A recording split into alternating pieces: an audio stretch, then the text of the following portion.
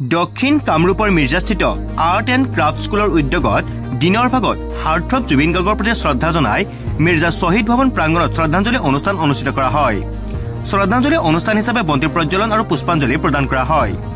শ্ৰদ্ধাঞ্জলি অনুষ্ঠানৰ লগত সংগতি ৰাখি আৰ্ট এণ্ড ক্ৰাফ্ট স্কুল মিৰ্জাস্থিত ছাত্ৰ ছাত্ৰীৰ দ্বাৰা বিভিন্ন ভাগত জুবিন গাৰ্গৰ প্ৰতিচ্ছবিৰ লগতে সংগীতৰ লগত জড়িত বাদ্যযন্ত্ৰৰ ছবি অংকন কৰিবলৈ দিয়া হয়।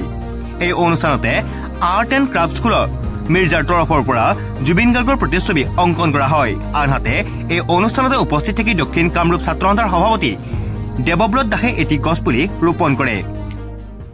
মই সমূহ অসমবাসীলৈ সৃষ্টিৰ পৰিয়ালৰ তৰফৰ পৰা আন্তৰিক শুভেচ্ছা আৰু অভিনন্দন জ্ঞাপন কৰিছোঁ। আৰু সঁচাই আমি কোনেও মানি নলোৱা এটা ঘটনা হৈ গ'ল। যিটো আমি অসমবাসীয়ে এতিয়া এনেকুৱা হৈছে, জুবিন দা আমাৰ অসমবাসী নহয়, বিশ্ববাসী হৈ গ'ল। বিশ্বৰ দৰবাৰত জুবিন দা জিলিকি গ'ল। আৰু এই জুবিন দাই যে আমাক এইখিনি দি গ'ল, এতিয়া এনেকুৱা এটা হৈছে, জুবিন দাই আমি অষ্ট্ৰেলিয়াত গ'লেও যদি ক'ত থাকোঁ, আমি অসমত থাকোঁ। অসম ক'ত? জুবিন দা। তো আমাৰ কাৰণে এটা বহুত ডাঙৰ বস্তু কৰি গ'ল জুবিন দাই, যিটো আমি কেতিয়াও ইয়াৰ আৰু কষ্টৰ দিব নোৱাৰোঁ। প্ৰথম কথা হ'ল, আমি এইকেইদিন জুবিন দাৰ লগতে ব্যস্ত হৈ আছিলোঁ। আমি প্ৰত্যেকে আমাৰ যিখিনি অভিভাৱক অভিভাৱিকা ছাত্ৰ ছাত্ৰী আমাৰ সহযোগী আমি সৃষ্টি পৰিয়ালৰ গোটেইখিনি এইকেইদিন জুবিন দাৰ লগত ব্যস্ত হৈ আছিলোঁ। তাৰে মাজতে আমি কেতিয়া জুবিন দাক আমাৰ ফালৰ পৰা শ্ৰদ্ধা নাই। আমাৰ আচলতে প্ৰতি দেওবাৰে আমাৰ শহীদ ভৱনৰ বাকৰিত আমাৰ সৃষ্টি আৰ্ট এণ্ড ক্ৰাফ্ট স্কুলৰ নামেৰে আমি এখন আৰ্ট এণ্ড ক্ৰাফ্টৰ স্কুল ইয়াতে আজি 15 বছৰ ধৰি চলাই আছোঁ। আৰু এইখনৰ পৰা ওলাই বহুত ছাত্ৰ ছাত্ৰী বহুত কিবা কিবি কৰিছে, সেইবোৰ লাহে লাহে কম। কিন্তু আমি যি ধৰণে ভাবিছিলোঁ যে আমি জুবিন দাক কেনেধৰণে কি কৰিম, আমি কেনেকৈ কৰিম জুবিন দাক, তো তাৰে প্ৰচেষ্টাত আমি যোনে যেনেকৈ পাৰিছোঁ আমাৰ গোটেইখিনিয়ে দিন ৰাতি একা কৰি আৰু আমি এখন ডাঙৰ জুবিন দাৰ ছবি আঁকিব চেষ্টা কৰিলোঁ। আৰু সেইখন বহুত কষ্টৰ ফলেদি সেইখন আঁকা হ'ল, সম্পূৰ্ণ হৈছে।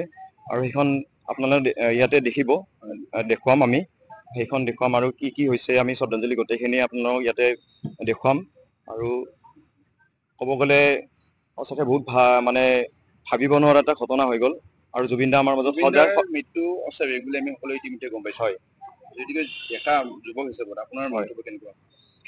মই কেতিয়াও সপোনতো ভবা নাছিলোঁ। আৰু তেওঁ ক'ব গ'লে মোৰ কাৰণে ভগৱান বুলি ক'লেও ভুল নহয়। এতিয়া জুবিন দা মোৰ মনত এনেকুৱা লাগি আছে, মই গান শুনিলে জুবিন দা মোৰ লগতে আছে, আমাৰ লগতে আছে, মোৰ সেইটোৱে অনুভৱ হয়। আৰু মই কেতিয়াও মানিয়ে ল'ব পৰা নাই এতিয়ালৈকে। মোক কোনোবাই যদিও কৈছে জুবিন দা নাই, অথচ মই নিজেও ওচৰৰ পৰা তেখেতক শ্ৰদ্ধাঞ্জলি জ্ঞাপন কৰি আহিলোঁ, তেখেতক চুই আহিছোঁ, কিন্তু মোৰ মনে এতিয়াও কোৱা নাই যে জুবিন দা নাই। জুবিন দা আমাৰ মাজত সদায় আছে, সদায় থাকিব। আৰু আমাৰ শিল্পীসকলৰো বহুত কৰণী আছে, সংগীত শিল্পী, চিত্ৰশিল্পী, অসমৰ বিভিন্ন শিল্পীৰ জুবিন দাৰ কাৰণে বহুত কৰণীয় কাম আছে। তেখেতৰ সৃষ্টিৰাজিক আমি কেনেকৈ জীয়াই ৰাখিব পাৰোঁ, আৰু আমিও কিছুমান প্ৰচেষ্টা ল'ম। আমাৰ যিবিলাক আমাৰ ক্লাছত যিখিনি আমি শ্ৰেণীকোঠাত আমাৰ ছাত্ৰ ছাত্ৰীসকলক যি ধৰণৰ বিষয়বস্তুবিলাক দিওঁ, সেইবোৰ যাতে আমি এতিয়াৰ পৰা কিছুমান বস্তু জুবিনদাৰ গানৰ ওপৰতো কিছুমান আমি কাম কৰিব চেষ্টা কৰিম। জুবিনদাৰ গানৰ ওপৰতো আমি বিষয়বস্তু বাছনি কৰি তেনেকুৱা ধৰণৰ ছাত্ৰ ছাত্ৰীৰ মাজতো আমি কৰিম। তেতিয়া তেওঁলোকে নতুন প্ৰজন্মই গম পাব যে জুবিন দা কোন হয়, কি আছিলে। ধৰক কিছুমান নতুন প্ৰজন্মই আমি যিমানখিনি জানো সিহঁতে নাজানে, সিহঁতক আমি জনাটো এতিয়া আমাৰ দায়িত্ব।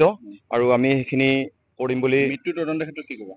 মৃত্যু তদন্তৰ ক্ষেত্ৰত আমি কেতিয়াও মানিয়ে ল'ব পৰা নাই। এইটো আমি চৰকাৰলৈকে এৰি দিছোঁ। চৰকাৰে যি কয় এইটো আমি শুনিব লাগিব, কাৰণ আমাৰ গোটেই আইন কানুন চৰকাৰৰ হাতত আছে। আৰু আমি কেতিয়াও মানিতো ল'বই পৰা নাই জুবিন দা আমাৰ মাজত নাই বুলি। আমাৰ মাজত সদায় আছে। আৰু তেখেত আমাৰ প্ৰাণৰ শিল্পী, হিয়াৰ আমঠু। গতিকে আমি জুবিন দাৰ মৃত্যু হ'বলৈয়ে নাভাবোঁ। মই নহয়, অসমবাসী কেতিয়াও নাভাবে। আৰু জুবিন দা আমাৰ মাজত সদায় আছে। আৰু মই সকলোকে এতিয়া আহ্বান যে এতিয়াৰ পৰা আমি যিয়ে অনুষ্ঠান প্ৰতিষ্ঠান কৰোঁ, যাতে পোনপ্ৰথমতে জুবিন দাক আমি সুঁৱৰি কিবা এটা কৰোঁ। সেইটো মোৰ সকলো অসমবাসীলৈকে অনুৰোধ থাকিল। ধন্যবাদ। আমাৰ প্ৰাণৰ শিল্পী জুবিন গাৰ্গ ডাঙৰীয়াৰ আজি আমাৰ মাজৰ পৰা হেৰাই যোৱা 10টা দিন হৈ গ'ল। আজি সৃষ্টি আৰ্ট এণ্ড ক্ৰাফ্ট স্কুলে আমাৰ যি মিৰ্জা শ্বহীদ ভৱন প্ৰাংগণত তেওঁলোকৰ নিয়মীয়া পাঠদানৰ লগতে একাজলি শ্ৰদ্ধাঞ্জলি অনুষ্ঠান কাৰ্যসূচী ৰূপায়ণ কৰিছে। তাৰ বাবে আমি আজি এই হিচাপতে আমাৰ যি জুবিন গাৰ্গ ডাঙৰীয়াই যোৱা 17 জুলাই তাৰিখে মিৰ্জাত উপস্থিত আছিল। সেইদিনাখনে তেখেতে এই পবিত্ৰ দেৱদাৰুৰ গছডাল ৰোপণ কৰিছিল। আজি এই গছডালো ডাঙৰ হৈছে, কিন্তু এই গছডাল চাবলৈ জুবিন দা আমাৰ মাজত নাই।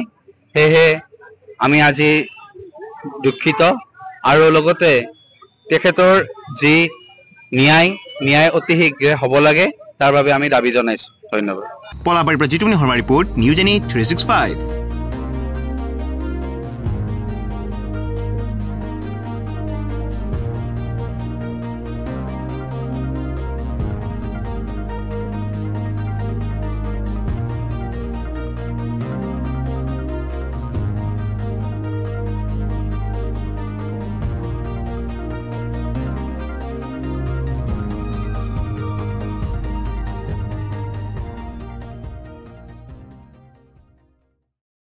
Stay informed, stay ahead. News Any 365.